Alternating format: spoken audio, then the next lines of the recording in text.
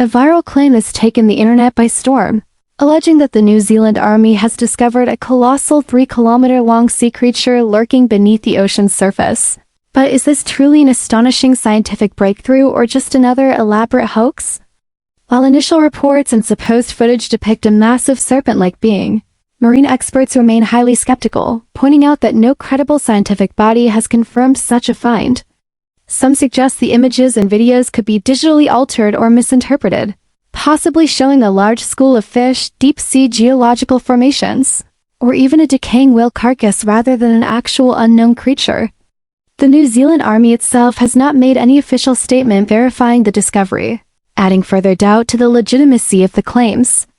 Meanwhile, conspiracy theories continue to spread, with some believing this could be a cover-up of a classified deep-sea project or a genuine cryptid sighting, while others dismiss it as yet another internet stunt designed to generate views and speculation.